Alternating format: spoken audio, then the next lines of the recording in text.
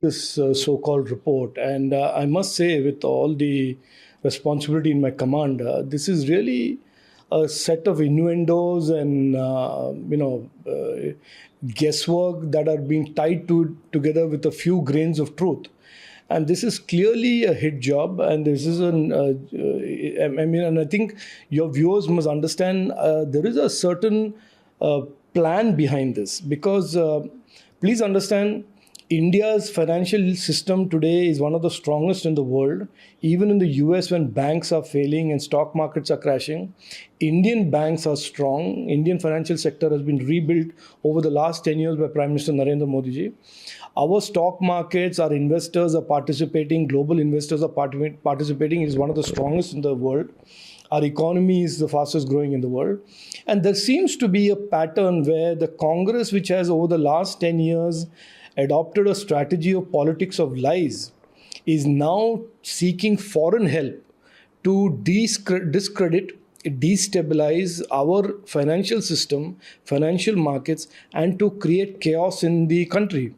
By attacking the independent regulator SEBI and by casting aspersions on the chairman of SEBI, I don't think this foreign bank is attempting to do anything but create more chaos and more destabilize the Indian economy and the Indian markets.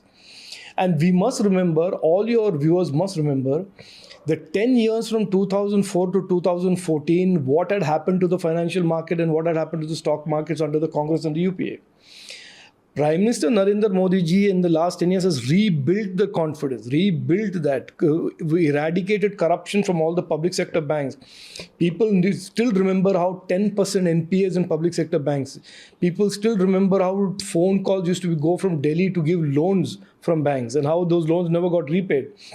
So it is clear to me that this is a conspiracy of some sort. This is some people, forces working together to destabilize India's economy, to discredit our regulator and discredit our economy and stock markets and financial sector.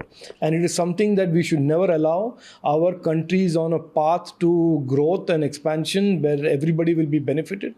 And I think this type of report, and I've read the report, there is nothing in the report that is even remotely that is credible, and therefore using these half-baked innuendo and lies to discredit an independent regulator, I think is a crime, is terrible, and it is something that we should all be aware of, is a conspiracy and a deliberate attack on India's economy and India's financial sector.